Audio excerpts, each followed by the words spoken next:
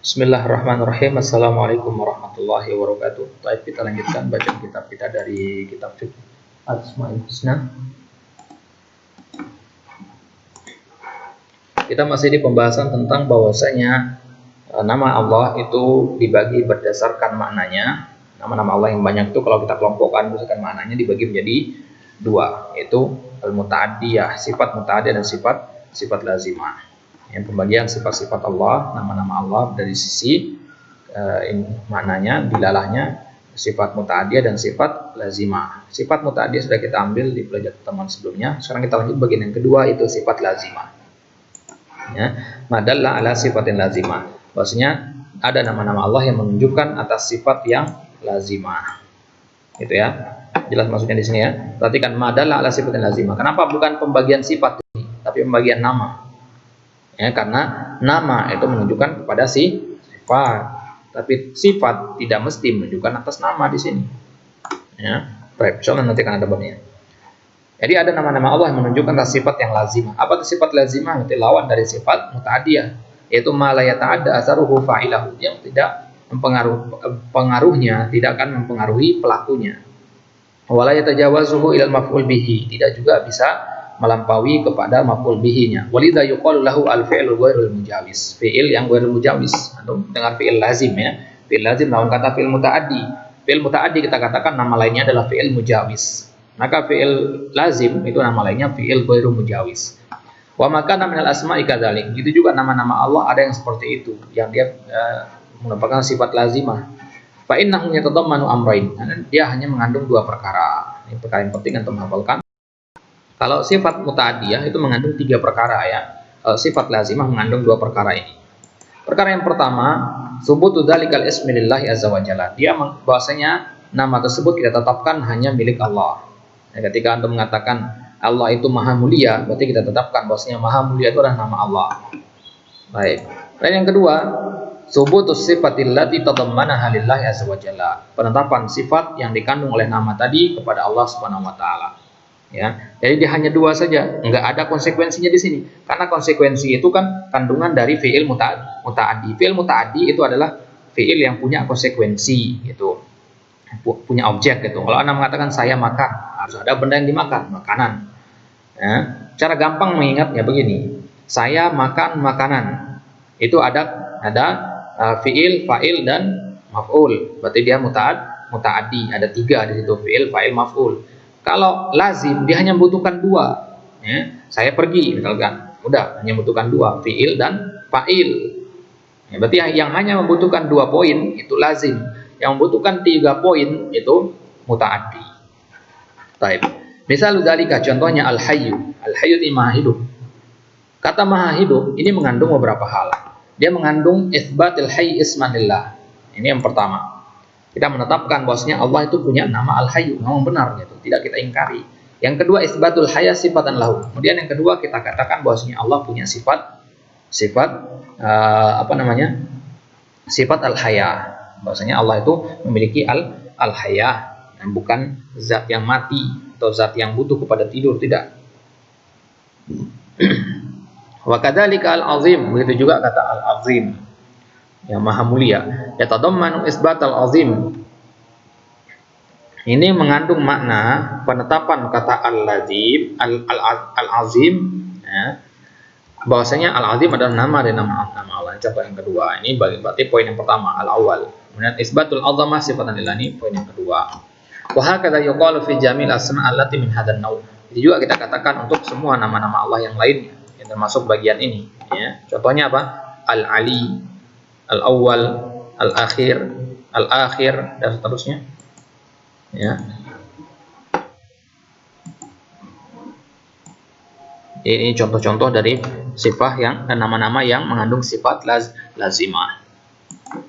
Contohnya al-ali, al-awwal, al-akhir, al-zahir, al-batin, al-ahad, al-qawi, al-matin. Ini semua adalah nama-nama Allah yang mengandung sifat lazimah. Nama-nama Allah yang mengandung sifat muta'addiyah itu sudah kita ambil di sebelumnya. Baik. Qala Ibnu Qayyim rahimahullah fi siyaqi taqriri li hadhil qaidah.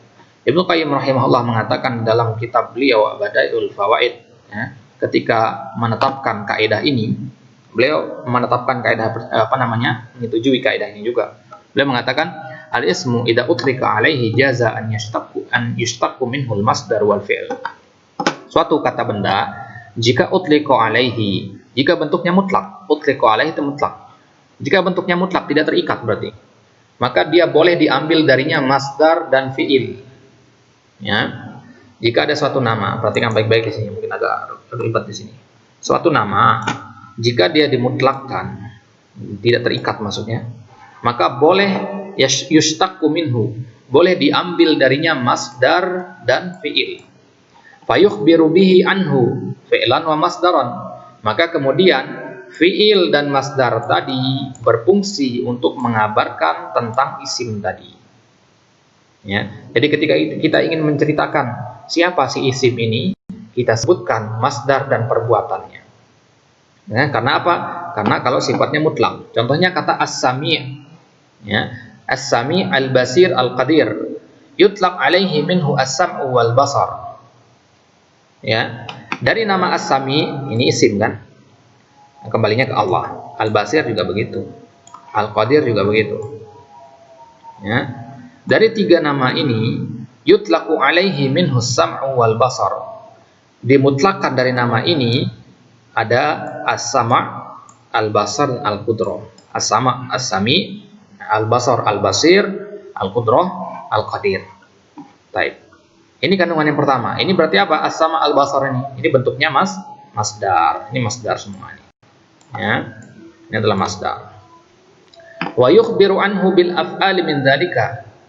Dan Allah ingin mengabarkan ini, dia menggunakan fi'il juga. Ya, dia menggunakan fi'il untuk mengabarkan tentang as-sami ini, digunakan fi'il dari kata as-sami, berarti sami'a yasma'u, al-basir berarti basura yabsuru, al-qadir berarti kata qadira yaqdiru, itu seterusnya. Ya. Ya, qadaru yaqdiru ya, Bang. Contohnya qad sami Allah, sami'a fi'il madi. Allah menggunakan fi'il madi untuk menyebutkan atau menceritakan tentang al-ismu tadi. Apa isimnya Allah? As-sami. Gunakan fi'il madi untuk menyebutkan al-ism tadi. Ya, jelas ya? Nah, agak ribet di sini, perhatikan baik-baik. Faqadarna fa ni'mal qadirun. Kami telah menetapkan, maka kami adalah sebaik-baik yang menetapkan. Qadarna, mampu atau menetapkan nantinya. Kata qadarna ini kan fi'il madi. Ya, dari fi'il madi ini Allah ingin mengatakan, menetapkan bahwasanya Allah itu memiliki sifat qadir. Nah, ini ya, Allah memiliki sifat qadir dari kata qadarna ini. Baik, mafhum ya? Baik, berarti dari satu nama itu bisa diambil masdar atau fi'il. Kalau di sini diambil contohnya adalah fi'il. Hada in kana al-fi'lu muta'addiyan. Itu kalau fi'ilnya muta'addi, ya. Sami'a, basura, kemudian qadira itu fi'ilnya muta'addi. Sami'a, qadira itu fi'il yang muta'addi karena ada maf'ul setelahnya. Qad sami'allahu qaula. Qaula kan maf'ul bihi. Faqadarna fa ni'mal qadir. Faqadarna. Nah, faqadarna. Kemudian di sini maf'ul bihi-nya mahdzuf, ya. Faqadarna huwa fa ni'mal qadir. Jadi dua ayat ini ada maf'ulnya, walaupun ada yang mahdzuf di sini tidak terlihat mustatir. Baik. Itu karena dia fi'ilnya muta'addi. Nah, kalau dia butuh maf'ul berarti muta'addi. Hadza in kana al-fi'lu muta'addiyan. Fa in kana laziman lam yukhbir anhu bihi. Nah, kalau dia muta'addi maka dia tidak menggunakan fi'il untuk mengabarkannya. Contoh al-hayyu, bal yutlaq alaihi al-ismu wal masdar. Tapi dia menggunakan isim dan masdar. Isim dan masdar saja. Ya. Jadi kalau kata al-hayyu ini dia lazim bukan muta'addi. Dia gunakan isim dan masdar saja. Kalau dia apa namanya? Apa tadi? Muta'addi ya. Kalau ini yang lazim. Baik, gampangnya begini. Muta'addi kalau ada fi'il yang nama Allah yang mengandung sifat muta'addi, maka Allah gunakan di situ masdar dan fi'il untuk menceritakan tentang nama tersebut. Tapi kalau nama tersebut adalah nama yang muta'addi, ya, maka Allah gunakan isim dan masdar untuk menceritakan tentang nama tersebut. Jadi kalau ada satu nama dia mengandung sifat muta'addi, Allah gunakan masdar dan fi'il untuk menceritakan nama tersebut. Kalau ada satu nama dia mengandung sifat yang lazim, maka Allah gunakan isim dan masdar untuk menceritakannya. Ya, isim dan masdar. Dunal fi'il, nggak ada fi'ilnya. Fala yuqal hayya, maka tidak dikatakan hayya. Allah telah hidup. Nah, berarti kalau Allah telah hidup berarti sekarang dia tidak hidup. Nah, itu konsekuensinya. Jadi dia tidak mengandung fi'il, dia hanya mengandung isim. Apa isimnya? Al-hayyu. Apa masdarnya? Haya. Itu maksudnya ya. Isimnya apa? Isimnya al-hayyu, itu nama. Masdarnya apa? Al-haya. Itu kalau al-hayyu ya. Karena al-hayyu adalah nama Allah yang mengandung sifat lazimah. Taib. Ini penting saya untuk pahami ini. Perkataan Ibnu Qayyim ini perkataan yang ghali sekali di sini. Wa minal qawaidil mufidah, di antara kaidah yang penting bermanfaat dalam memahami Asmaul Husna, annal isma min asma'ihi subhanahu lahu salasu dilalat. Sudah selesai pembahasan itu, sekarang kita masuk pembahasan selanjutnya, bahwasanya nama dari nama-nama Allah itu memiliki 3 dilalah, 3 kepenunjukan. Yang pertama, dilalatun ala dzat was-sifati bil mutabaqah. Kepenunjukan atas zat dan sifat yang sesuai dengan nama tersebut. Dia menunjukkan atas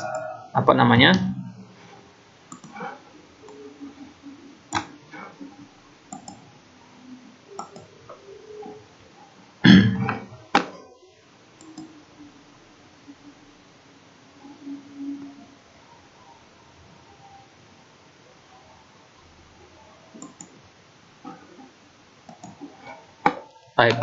Jadi nama-nama Allah itu punya 3 penunjukan. Penunjukan yang pertama atau makna yang pertama, dia akan menunjukkan atas satu zat dan satu sifat. Yang pertama dia menunjukkan atas zat.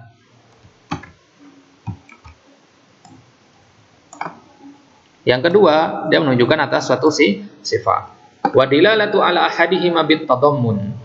Dan penunjukan atas salah satu dari keduanya mengandung tadammun. Tadammun itu kepenanggung apa istilahnya? Kemengandungan. Ya. Jadi kalau kita menunjukkan zat, dia mengandung sifat. Gitu. Kalau menunjukkan sifat, dia mengandung makna zat. Wa dilalatun ala sifatil ukhra bil luzum. Dan kepenunjukannya atas sifat yang lain itu merupakan satu keharusan. Nah, bingung antum. Baik, kita lihat contohnya. Kasmil hayyi, contohnya nama al-hayy, maha hidup. Ini contohnya. Fa innahu dalun ala dzat. Maka nama al-hayyu itu menunjukkan zat. Zatnya siapa? Zatnya Allah. Karena al-hayyu itu nama Allah, bukan nama selainnya.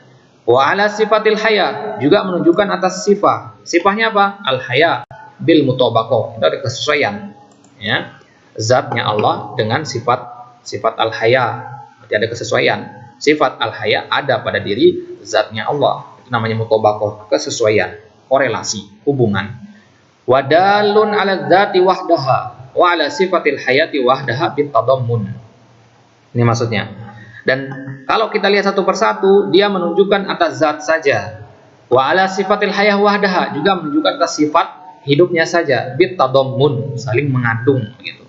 Jadi kalau dia berdiri sendiri, dia memiliki makna yang lain, sebagaimana kata Islam dan ihsan, Islam dan iman, ya. Itu maknanya. Jadi ketika kita menyebutkan az-zat, itu mengandung makna as-sifah. Begitu juga sebaliknya.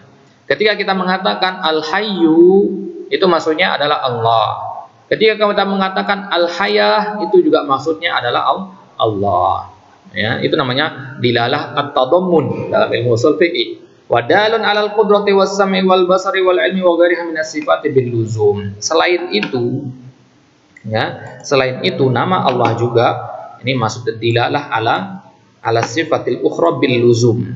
Bahwasanya nama dari nama-nama Allah itu mengandung, selain mengandung makna zat dan sifat, juga mengandung makna al-luzum, keharusan. Apa? Keharusan dari nama al-hayyu yang maha hidup adalah bahwasanya zat yang kita sifati dengan nama al-hayyu itu pasti memiliki kudrah, pasti memiliki as-sama', al-basar, al-ilm wa ghairiha min as-sifati bil luzum. Dan lain-lain termasuk sifat al-luzum, sifat keharusan gitu. Tidak mungkin kita sifati Allah dengan maha hidup, tapi dia tidak maha mendengar, atau maha melihat, atau tidak maha mengetahui, atau tidak maha mampu. Nggak mungkin. Ini namanya sifat keharusan, sifat konsekuensi. Ya, kalau kita katakan Allah maha hidup, maka pasti Allah memiliki sifat-sifat ini. Ya, itu namanya sifat al-luzum. Wa dilalatul mutabaqah hiya dilalatul lafzi ala kamili makna. Yang dimaksud dengan dilalatul mutabaqah kesesuaian, makna kesesuaian itu adalah kepenunjukan satu lafaz atas sempurna maknanya, atas seluruh maknanya. Jadi kita mengatakan bahwasanya Allah itu maha hidup. Berarti maha hidup dengan Allah itu adalah sama, persis. Maha hidup itulah Allah. Allah itulah maha hidup. Gitu ya. Baik. Wa dilalatut tadammun, lawan dari dilalatul mutabaqah ada dilalatul tadammun, bukan lawan ya, bagiannya. Yaitu dilalatul lafzi ala ba'di makna, itu kepenunjukan suatu lafaz atas sebagian maknanya. Ya, kita katakan tadi bahwasanya al-haya, maha hidup. Allah itu maha hidup. Sebagian dari sifat maha hidupnya Allah itu adalah maha mendengar. Jadi maha mendengar itu bagian dari sifat maha hidup. Wa dilalatul luzum, kalau dilalatul luzum itu makna kepenunjukan nama tersebut atas perkara yang luar dari maknanya. Ya, al-qudrah, as-sama, al-basar, al-alim itu kan luar dari makna al-haya.